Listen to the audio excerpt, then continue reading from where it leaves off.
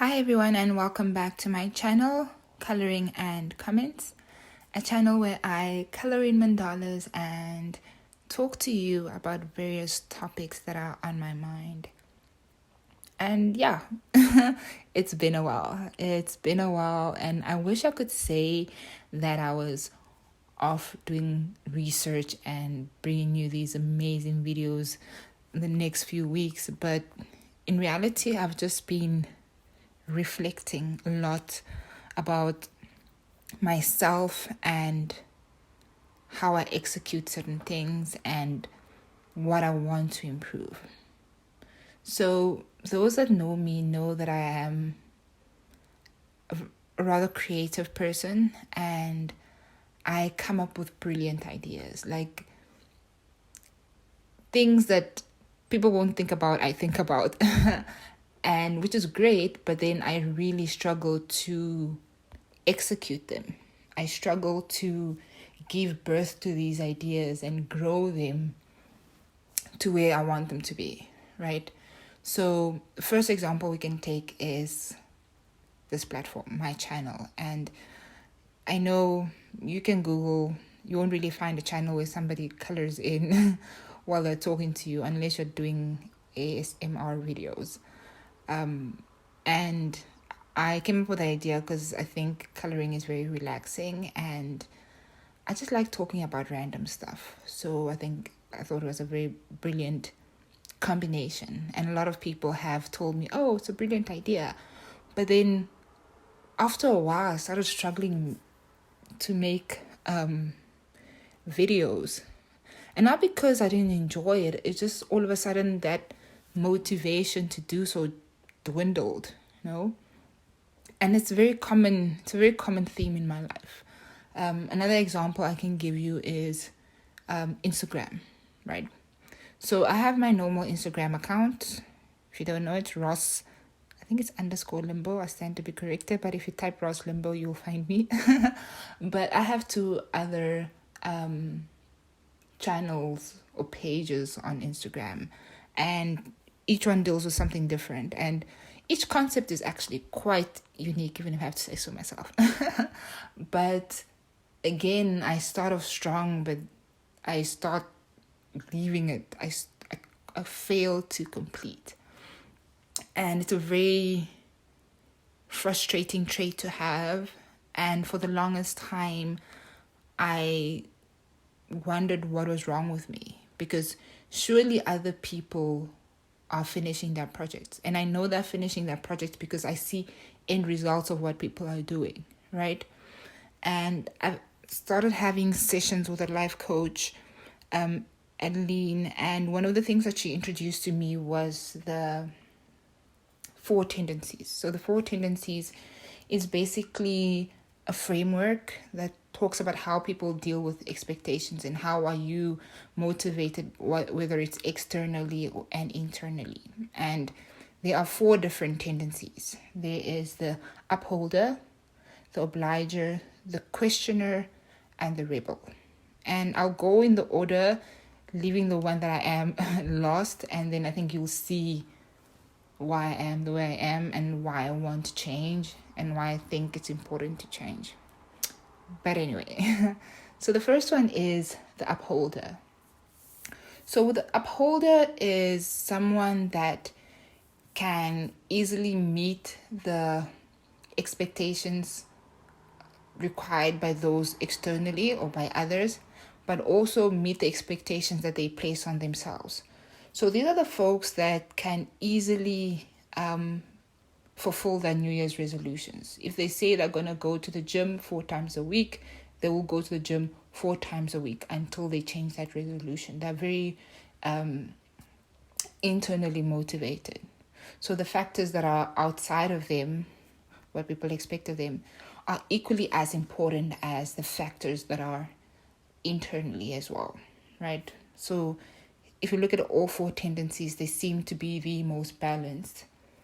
But I'll put a quick disclaimer here, is there's no one tendency that's better than the other. At first glance, it may seem like that, but each tendency has its ups and each tendencies has its little disadvantages. And I know one thing they say with upholders is that they always want to stick to the rules, right? So anything that goes outside of that rule kind of shakes them up, makes them frustrated.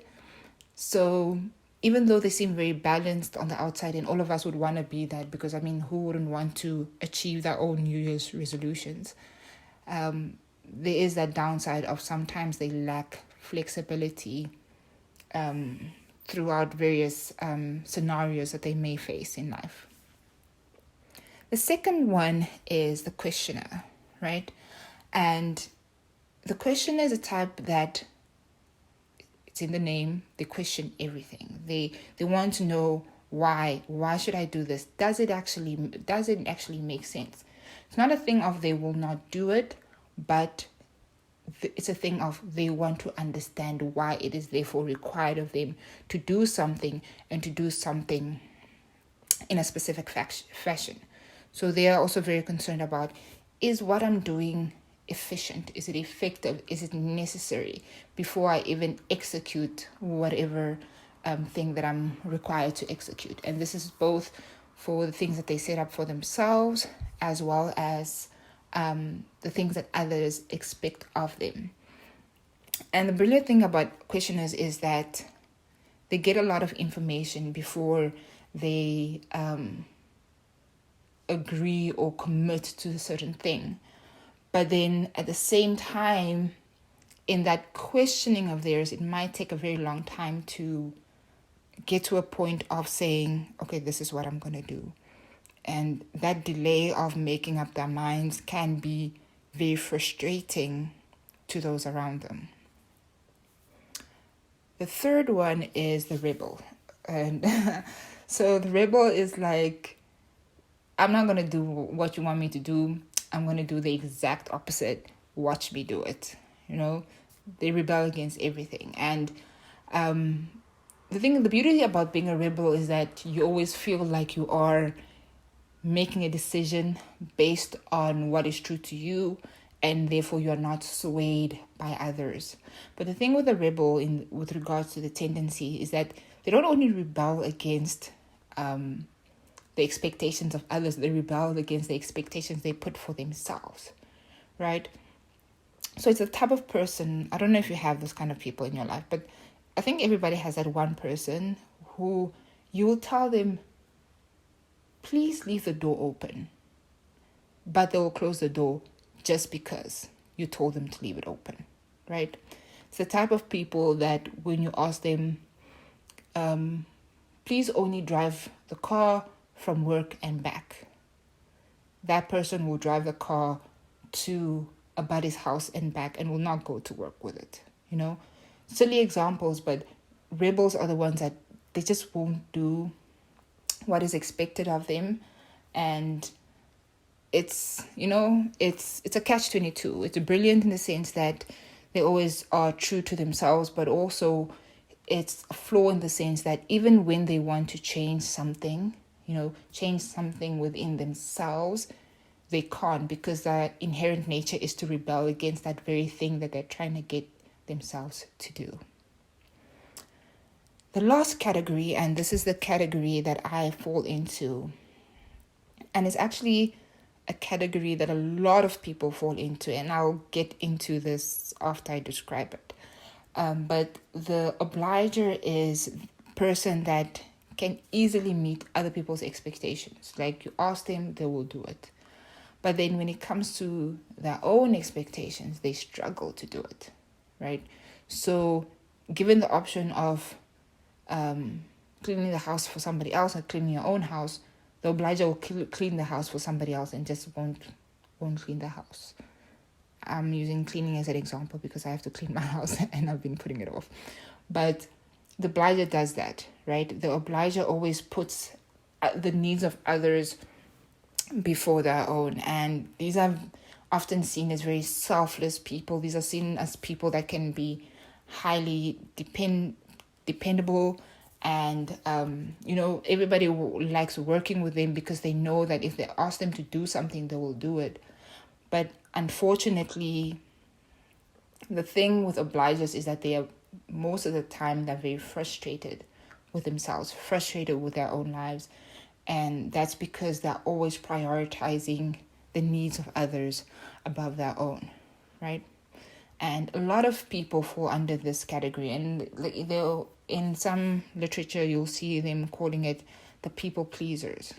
And unfortunately, a lot of people fall into this category because as children, some people were bullied into believing that the manner in which they interact or the manner in which they voice their opinions is wrong, or the manner in which they prioritize what they want or what they feel they need to do is wrong because it is selfish when you put yourself ahead of others, whether that be your family or your friends. So mentally, there's this narrative that has then been created that says you always have to put others first. You don't really matter. And saying it out loud, it seems like that's just ridiculous. But if you're an obliger, just think of times when you had so much to do, like so much on your plate. Everybody's asking you to do something, and you had planned a little spa date for yourself, maybe for the Saturday, but then everybody wants something to be done on that Saturday. Obligers will cancel their spa date and do what everybody else expects them to do. And again, it's that narrative of, I cannot put myself first because it's selfish. I always have to put others before me, right? And in order to get out of that, there's a lot of internal work that has to be done. There's a lot of addressing some childhood trauma. There's a lot of healing the inner child. And again, I encourage you to please watch my inner child videos. I think it's very helpful, especially if you find yourself stuck as an obliger. And that's where I found myself lately. I realized that I am that kind of person. I am stuck in always meeting the expectations of others, but failing to meet my own expectations. And I've become very upset with myself. I've become very hard on myself because I want to achieve my goals. I want to be successful, not for the sense of being rich and famous, but for the sense of, I birthed this idea, I grew it, and now the world can see.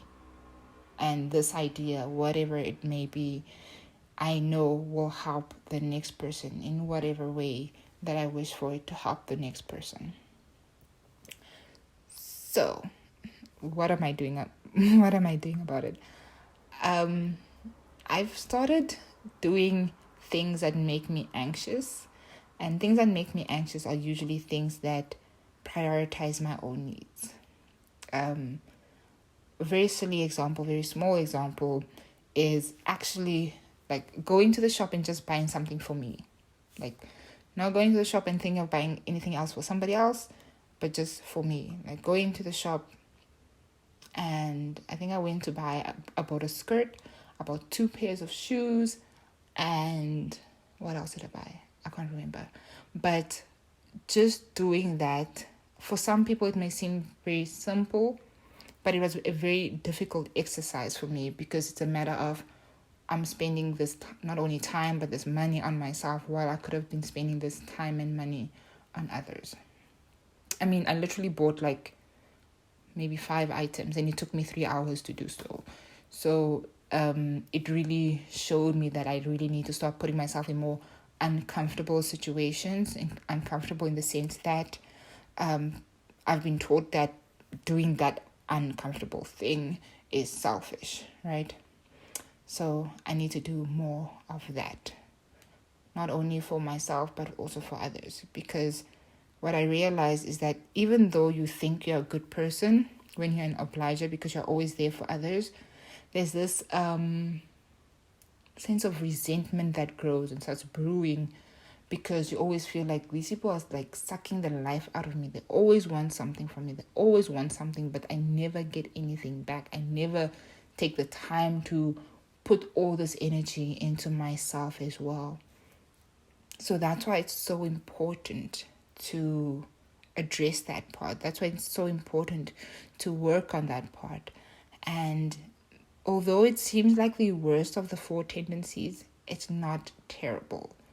And I say it's not terrible because the thing with obligers, they know how to understand, how to listen, and how to execute the needs and visions of others. And therefore, they are exposed to various different scenarios and have the toolbox to be successful when they take that time and prioritize themselves. So please let me know in the comment section, which of the 4 tendencies do you see yourself most in? Are you an upholder? Do you like the rules, like things set? You are the person that can wake up at 5 o'clock a.m. every morning and exercise. Good on you. Or are you a questioner?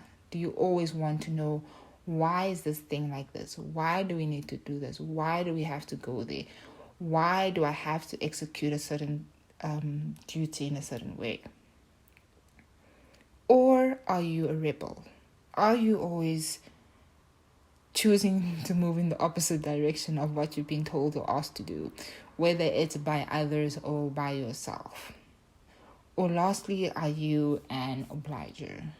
Are you someone that so easily caters to others but fails to cater to yourself? So I'd like to hear from you, and not only leave me your tendency, but also tell me, what do you think you can do to kind of move yourself out of that certain tendency? Not really move yourself as in to change yourself dramatically, but also to learn from the other tendencies. Learn to maybe question, learn to rebel when too much is being asked for you, learn to uphold certain rules, learn to be a bit selfless in certain situations. So yes, thank you so much for listening to today's video. I know it's been a little all over the place, but please bear with me. It's been a while. I'm coming back, and I hope you enjoy it. May your day be colorful and wonderful, and I'll see you in the next video.